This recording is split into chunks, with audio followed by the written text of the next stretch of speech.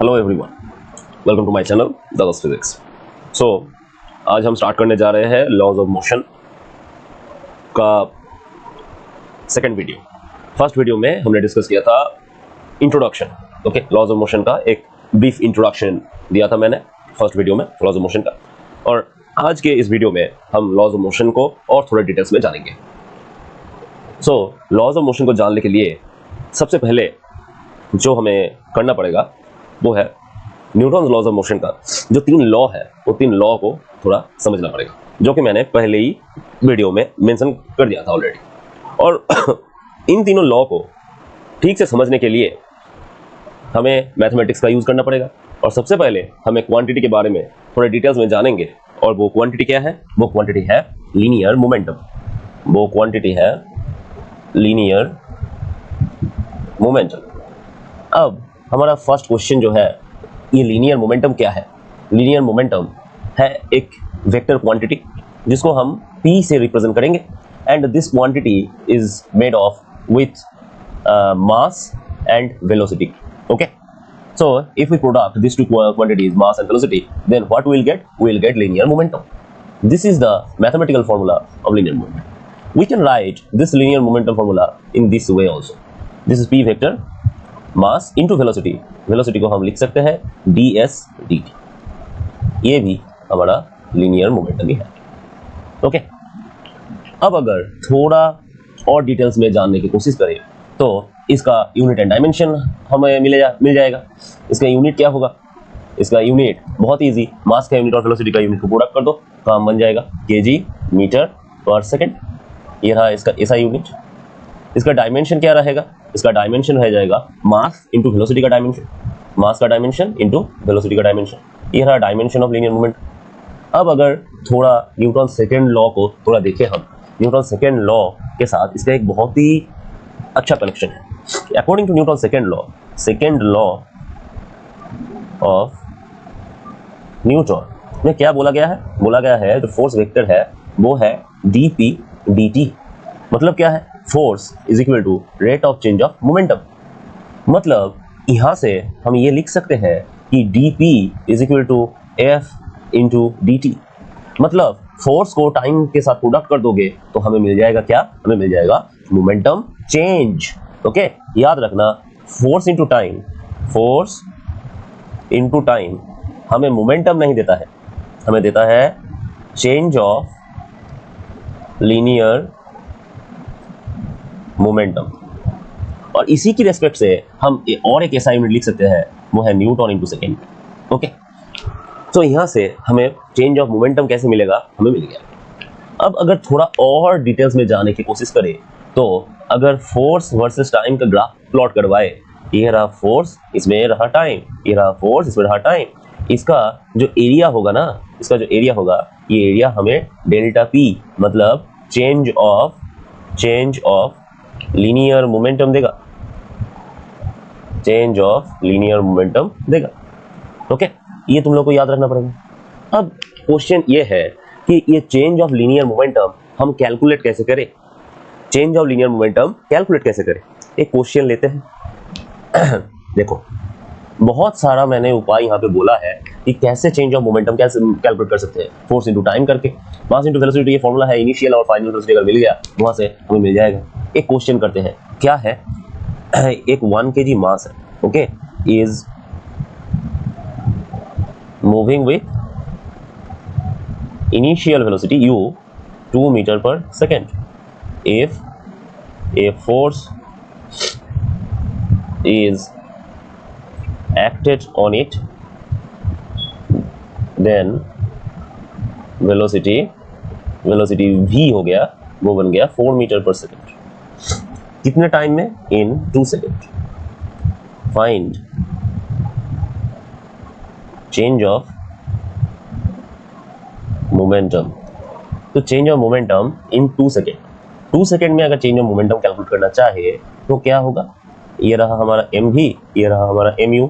यहाँ से बड़ी ही अच्छी तरीके से हमें मिल जाएगा। mv यहाँ पे 1 kg तो मास है, सो 2 kg मीटर पर सेकेंड, ये रहा हमारा आंसर। अब अगर हमें फोर्स चाहिए, देन ये जो हमारा डेल्टा p है delta P divided by delta T करने से हमें फोर्स मिल जाएगा। डेल्टा पी क्या है 2 और डेल्टा टी क्या है 2, तो हमें मिल गया 1 न्यूटन। ये रहा हमारा फोर्स। अब अगर फोर्स अगर पहले ही पता रहता कि ये जो फोर्स है 1 न्यूटन, देन डेल्टा पी हम ऐसे भी निकाल सकते थे एफ इंटू डेल्टा टी करके। ओके, एफ है 1 न्यूटन, टी है क्या, टी है 2, और यहाँ से आ जाएगा 2 न्यूटन सेकेंड। बड़ी ही इजी। ओके, तो अगर कुछ और क्वेश्चन देखे मोमेंटम चेंज का तो तुम्हें और थोड़ा समझ में आएगा। देखते हैं और एक क्वेश्चन लेते हैं मोमेंटम चेंज का। कैसा क्वेश्चन, देखो यहाँ पे बोला गया है एक बॉल है, इस बॉल का जो मास है वो रहा m। ओके, ये रहा एक बॉल, इस बॉल को थ्रो किया गया है कहाँ पे, ये रहा एक वॉल, इस वॉल में एक बॉल को थ्रो किया गया है। बड़ी ही easy. Okay, with velocity u। ये बॉल यहाँ पे जाएगा और यहाँ पे बॉल वॉल के साथ टकराएगा और टकराने के बाद यहाँ पे बैक कर जाएगा। कितना वेलोसिटी के साथ, v वेलोसिटी के साथ। ओके, ये इंफॉर्मेशन दिया हुआ है। अब क्वेश्चन है change of linear momentum calculate करो। लीनियर मोमेंटम चेंज कैसे कैलकुलेट करें, यहाँ से देखो कैसे हम समझेंगे, बहुत ही इजी तरीके से। देखो एक काम करते हैं, पहले हम इस डायरेक्शन में एक एक्सिस ले लेते हैं, ये रहा हमारा एक्स एक्सिस। अब वेक्टर यूज करेंगे, सिंपल, बहुत ही इजी तरीके से हम वेक्टर यूज करेंगे, तुम लोगों को समझ में आ जाएगा। देखो यहाँ पे अगर वेक्टर यूज करें तो हमारा जो चेंज ऑफ मोमेंटम का जो फॉर्मूला है वो क्या है, सिंपल, अगर इसमें वेक्टर यूज करेंगे तो हम यहाँ से लिख सकते हैं कि फाइनल जो मोमेंटम है उससे इनिशियल मोमेंटम को माइनस कर दो, हमें चेंज ऑफ मोमेंटम मिल जाएगा। फाइनल मोमेंटम क्या है, फाइनल मोमेंटम तो m ही है, बट ये इसको अब वेक्टर में रिप्रेजेंट करना चाहते हैं। डायरेक्शन क्या है, direction opposite to X axis है, मतलब ये जो डायरेक्शन है ना, उस डायरेक्शन को आई कैप के साथ एक माइनस देना पड़ेगा, minus initial momentum. Initial momentum क्या है, इनिशियल मोमेंटम mu है, किस डायरेक्शन में, आई कैप है। ओके, इसको अगर कैलकुलेट करें तो माइनस mv प्लस mu आई कैप, ये रहा हमारा मोमेंटम चेंज। अब अगर क्वेश्चन किया जाए ये जो मोमेंटम चेंज है ये किसका मोमेंटम चेंज है, अब अगर क्वेश्चन किया जाए ये जो मोमेंटम चेंज है ना, ये मोमेंटम चेंज किसका है, change of momentum of the ball, ये है change of momentum of the ball. अब थोड़ा धीरे से सोचो, क्या क्या सोचना पड़ेगा। देखो अगर चेंज ऑफ मोमेंटम ये है और ये तुम्हें बोल दिया जाए कि ball and wall in contact for T time, T time के लिए कॉन्टैक्ट में था, तो तुम यहां से फोर्स भी ले सकते हो। फोर्स कहां पे, on ball by wall. Okay, क्या होगा, यही होगा mv plus mu by T I cap. Okay, ये रहा force on ball by the wall. अब अगर क्वेश्चन ये किया जाए वॉल ने तो बॉल को फोर्स दिया, देन बॉल भी तो वॉल को फोर्स देगा according to third law, then force on wall by ball वो क्या होगा, वो होगा mv plus mu by T I cap. Okay okay, तो यहां से अगर इसको हम बोलेंगे बॉल के ऊपर बाय वॉल, अगर इसको हम बोलेंगे ये और इसको हम बोलेंगे वॉल के ऊपर बाय बॉल, देन हम लिख सकते हैं बॉल के ऊपर by wall is equal to minus of wall के ऊपर फोर्स बाय बॉल। और ये क्या है, ये है थर्ड लॉ ऑफ न्यूटन, ये है third law of Newton. Okay, तो ये क्वेश्चन बहुत ही इंपॉर्टेंट क्वेश्चन था। इस क्वेश्चन से हमें थर्ड लॉ ऑफ न्यूटन का भी एक आइडिया आ रहा है बहुत ही इजी तरीके से। ओके, अब हम थोड़ा और आगे जाएंगे और हम कैलकुलेट करेंगे थोड़ा और टाइप का प्रॉब्लम। तुम्हें याद रखना चाहिए यहाँ से क्वेश्चन किस टाइप का क्वेश्चन आता है। क्वेश्चन ये भी आ सकता था कि the ball is rebound with the same velocity, अगर सेम वेलोसिटी के साथ बॉल रिबाउंड करे तो मोमेंटम चेंज कितना होगा, mv प्लस mv बन जाएगा, वो 2mv हो जाएगा। तो इस टाइप का प्रॉब्लम तुम्हें आना चाहिए। ओके, तुम लोग खुद से प्रॉब्लम प्रैक्टिस करो, प्रॉब्लम प्रैक्टिस करने से तुम्हें और तुम्हारा और भी कॉन्सेप्ट क्लियर होगा। ओके, और जो भी प्रॉब्लम होगा तुम लोग, मेरा जो फेसबुक में ग्रुप है उसका लिंक मैं डिस्क्रिप्शन में डाल दूंगा, उस ग्रुप में ऐड हो जाओ, उसमें प्रॉब्लम अपलोड कर देना, मैं प्रॉब्लम का वीडियो सॉल्यूशन दूंगा। ओके, चलो नेक्स्ट क्वेश्चन में आते हैं। नेक्स्ट क्वेश्चन क्या है, नेक्स्ट क्वेश्चन भी बड़े ही इजी तरीके से हम समझेंगे मोमेंटम चेंज। नेक्स्ट क्वेश्चन पे हम थोड़ा सा चेंज करते हैं। कैसा चेंज करते हैं, देखो ये रहा हमारा हॉरिजॉन्टल प्लेन। ओके, इस हॉरिजॉन्टल प्लेन में एक बॉल आ रहा है, ये रहा हमारा बॉल का पाथ, यहाँ से हमारा बॉल आ रहा है और बॉल यहाँ पे ड्रॉप किया और यहाँ से निकल गया। ओके, यहाँ से बॉल निकल गया। अगर मान के चलो वर्टिकल के साथ थीटा एंगल में ड्रॉप किया और थीटा एंगल में निकल गया। ओके, यहाँ पे मास क्या है, यहाँ पे मास m है, यहाँ पे भी मास m है। ओके, और ये भी मान लेते हैं कि इसने v वेलोसिटी के साथ ड्रॉप किया और v वेलोसिटी के साथ ही निकल गया। तो अब क्वेश्चन ये है कि चेंज ऑफ मोमेंटम कैसे निकाले, चेंज ऑफ मोमेंटम क्या है, ये रहा क्वेश्चन। इस टाइप का क्वेश्चन के लिए तुम्हें क्या करना पड़ेगा सिर्फ वेक्टर का कॉन्सेप्ट यूज करना पड़ेगा, concept of vector resolution use करना पड़ेगा। Okay, so what you have to use just concept of vector resolution. So just imagine, okay, just close your eyes and imagine you have a plate on your hand and a ball comes from space and dropped on this plate with an angle theta with vertical and rebound with the same angle theta with vertical and with velocity v. Okay, that means there is no change of velocity, okay, magnitude of velocity.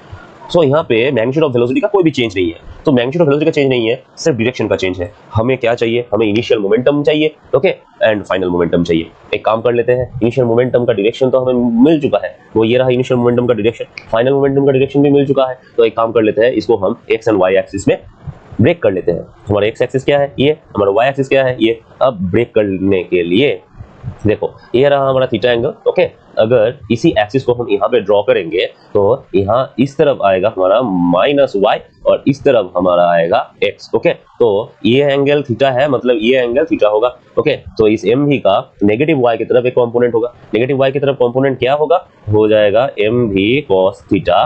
Okay, यहाँ पे एक minus बसेगा और यहाँ पे जे cap आ जाएगा। Okay, जे cap आ जाएगा और यहाँ पे हमारा आ जाएगा एक्स कंपोनेंट क्या होगा, एक्स कंपोनेंट हो जाएगा एम भी sine theta I cap. Okay, no problem.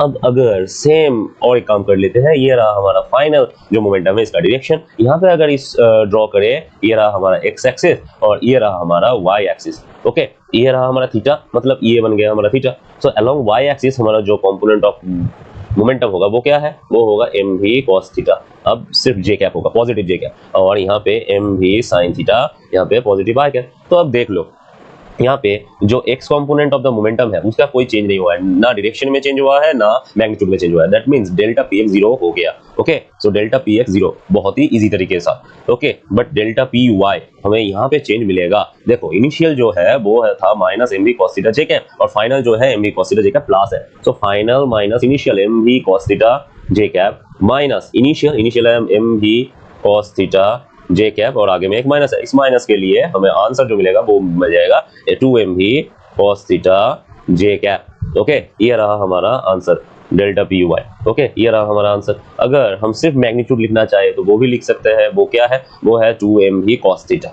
Okay, so this is the momentum change for this type of problem. Okay, इस तरह के साथ तुम लोग क्वेश्चन सॉल्व कर सकते हो। ओके, इसको थोड़ा और एक तरीके के साथ कर सकते हो। मैंने थोड़ा कोऑर्डिनेट को थोड़ा डिटेल्स में करवाने की कोशिश किया, तुम लोग ये भी कर सकते हो। देखो, मान के चलो ये रहा, तो this is your horizontal plane. Okay, this is your horizontal plane and this is the ball and this is the path of the ball on this plane.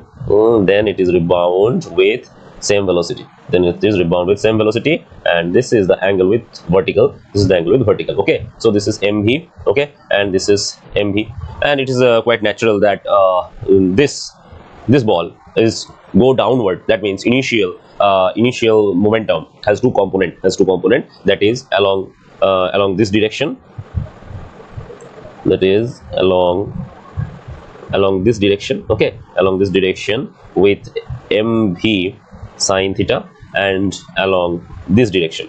Okay, and along this direction, that is downward, mv cos theta. Okay, and when it is comes out from the plane, then the direction of vertical momentum, that is mv cos theta, is upward direction, and but the horizontal component of the momentum remains same along this direction, mv sin theta. Okay, so it is very clear, it is very crystal clear to all of you that there is no change of horizontal component of momentum in direction as well as in magnitude, but there is a change of direction in vertical component of the momentum. So it is very obvious that downward momentum must be negative momentum and upward momentum is positive momentum according to our convention. So delta p must be 2mv cos theta. Why? Because mv cos theta minus, in bracket, minus mv cos theta. So it's very easy to calculate. Okay, you can solve this problem in this way also. Okay, So now the next question. Next in this question, I'll take a new approach. Okay, I'll take a new approach, and it's a very cool problem to all of you. Okay, just imagine that this is a ball. Okay, this is a ball at capital H height, from the ground. Okay, this ball is allowed to freely fall from this height, and it's obvious that it's rebound from the horizontal plane to this height, and it is lower than capital H. Okay, so क्या है question में, एक ball को drop करवाया गया है capital H height से, और इस बॉल को ड्रॉप करने के बाद ये रिबाउंड हुआ है स्मॉल h हाइट तक। अब क्वेश्चन ये है कि फाइंड चेंज ऑफ मोमेंटम। पहले तो ये क्वेश्चन को हम इस क्वेश्चन के साथ कंपेयर कर सकते हैं, इस क्वेश्चन के साथ कंपेयर कर सकते हैं। Same question actually, okay, same question actually. तो सेम क्वेश्चन अगर है तो हमारा आंसर क्या है, तुम लोगों को ये तो पता ही है कि आंसर तो हमारा यही आएगा, m into v plus you आएगा। ओके, तो सेम कॉन्सेप्ट का क्वेश्चन है, v प्लस यू आएगा, और v क्या है फाइनल वेलोसिटी, u क्या है इनिशियल वेलोसिटी। अब आएगा मजा काइनेमेटिक्स का, काइनेमेटिक्स यूज होगा इस प्रॉब्लम में। अगर तुम मान के चलो from capital H height a ball is dropped, okay, then what is the final velocity of this ball? It must be √2gh, and when it is rebound to a small h height, and you know that when it reaches its maximum height, then its velocity becomes 0. So what is the initial velocity for the second case when it's rebound from the surface? That is √2g into small h. So here u is the initial velocity, and u is the initial velocity, and this initial velocity is √2g into capital H. Okay, and v is the final velocity, which is √2g into small h. So just put these values here, and here is your answer. That is √2g into small h plus √2g into capital H. Okay, I think it's clear to all of you. So this is the momentum change for this case. Now we are going to know a very important concept, that is concept of impulse. That is concept of impulse. So what is impulse? Impulse क्या है? थोड़ा आगे बढ़ते हैं और impulse को समझते हैं।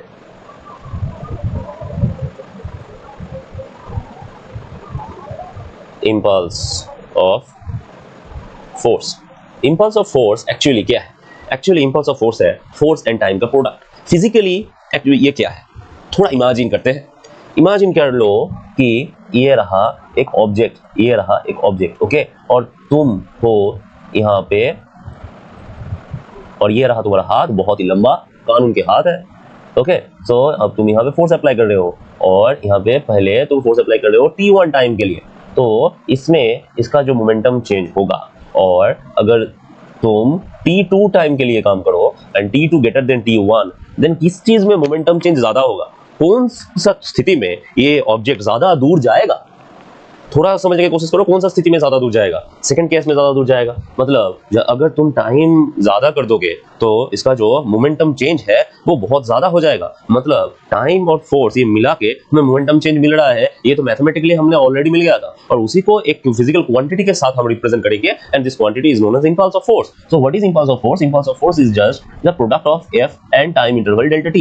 This gives us impulse of force. This gives us impulse of force. Okay, so this gives us impulse of force, and remember that the area of f versus t graph is also impulse of force. Area of f versus t graph, ये रहा हमारा f और ये रहा हमारा t। यहाँ पे जो एरिया बनेगा, ये area is equal to actually impulse of force ही होगा। Okay, and impulse of force is also equal to the change of linear momentum. Impulse of force is also equal to the change of linear momentum. ये भी बहुत ही important information है।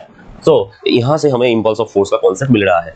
किस type का question आता है यहाँ पे बहुत ही अच्छा तरीके का क्वेश्चन आता है। एक क्वेश्चन में तुम लोगों के साथ डिस्कस कर रहा हूँ। ओके, देखो क्या है, a ball, okay, a ball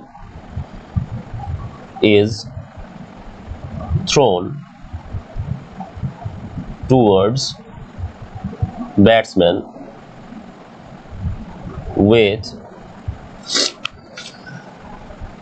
with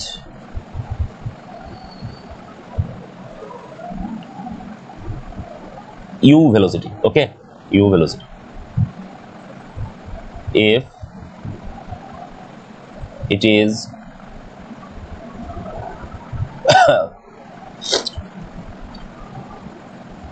is turned back by bat with v velocity in time tau, which is very small, okay, very small, then find applied force on ball. okay, ये एक impulse of force का question है. Okay, कैसे हम deal करेंगे, देखो यहाँ पे पहले तो ये बोला गया है u वेलोसिटी में गया और v वेलोसिटी में लौटा, तो ये रहा u वेलोसिटी और v वेलोसिटी में लौटा. तो इसके लिए तुम्हारा मोमेंटम चेंज क्या होता है तुम्हें ऑलरेडी पता है, वो क्या है m into v plus u, यही होता है मोमेंटम चेंज. और momentum change is equal to force into time होता है. यहाँ पे टाइम क्या है, टाइम है टाउ, तो यहाँ पे तुम्हें क्या चाहिए, फोर्स चाहिए. तो बहुत ही इजी था question, m into V plus U divide by tau कर दो, तुम्हें मिल जाएगा अप्लाइड फोर्स कितना है. ओके, तो यह रहा हमारा इम्पल्स ऑफ फोर्स का एक प्रॉब्लम. ओके, हम नेक्स्ट वीडियो में इम्पल्स ऑफ फोर्स का कुछ और प्रॉब्लम्स लेके आएंगे. ओके, सो तब तक के लिए good bye, wait for my next video. बहुत ही जल्दी आएगा, वीडियो आने में थोड़ा लेट हो रहा है, उसके लिए sorry to all of you, but stay tuned with this channel Dada's physics, and इसको चैनल को सब्सक्राइब करो जिन लोगों ने अभी तक सब्सक्राइब नहीं किया, और you have to join the Facebook group and upload your problem regarding physics. I will make video solution on it. Thank you.